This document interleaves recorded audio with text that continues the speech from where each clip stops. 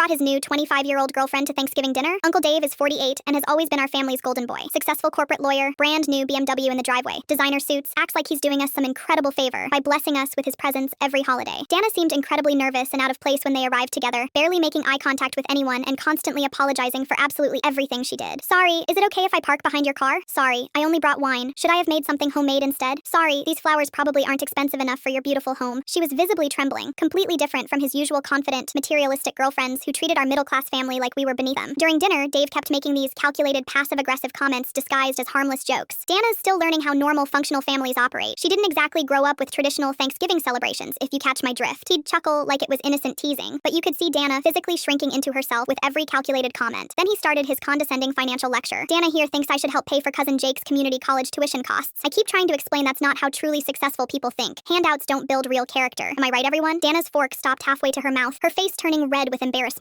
What none of us knew was Dana worked double shifts at a children's hospital as a nurse assistant while attending nursing school at night. She'd been sending half her paycheck home to help her disabled mother and younger brother with rent and groceries for the past 3 years. The breaking point came during dessert when Dave decided to share his funny story about their relationship. You should hear Dana's fantasy about us getting married someday. Good thing I'm smart enough to keep my assets protected. Learned that lesson from my first divorce, right? He laughed and nudged my dad like they were sharing some inside joke. Dana's hands started shaking. She set down her fork and looked around our table at all of us watching this humiliation unfold. You know what, Dave? Her voice was quiet but steady. You're absolutely right. I do work at a hospital wiping down bedpans and dealing with bodily fluids for $12 an hour. My mom does live in a trailer park because she's paralyzed from a car accident and can't work. My brother is 17 and works at McDonald's to help with bills instead of playing sports like normal kids. Dave's smug expression started faltering as Dana's voice got stronger. But here's what you conveniently forgot to mention to your precious family. I've never asked you for a single penny. Not once. I pay for every single one of our dates. I bought my own engagement ring because you said you needed to see more commitment from me first. And that prenup you keep joking about? I'm the one who suggested it because I was terrified you'd think I was using you. The entire table was dead silent. My mom had stopped eating completely. And you know what else, Dave? Last month when you were working late, I saw the texts from Madison, your 22-year-old paralegal. The same Madison you've been taking to those expensive restaurants you always told me we couldn't afford because I wouldn't appreciate the sophisticated atmosphere. Dave went completely white. Dana, stop. You're embarrassing yourself. No, I'm embarrassing you. And I should have done it months ago instead of believing your constant reminders that I was lucky someone like you would even consider dating someone like me. Dana stood up, grabbed her purse, and looked around at all of us. Thank you for this lovely dinner. Your family is kind and welcoming, and you raised a son who's everything wrong with privileged men who think their money makes them better than everyone else.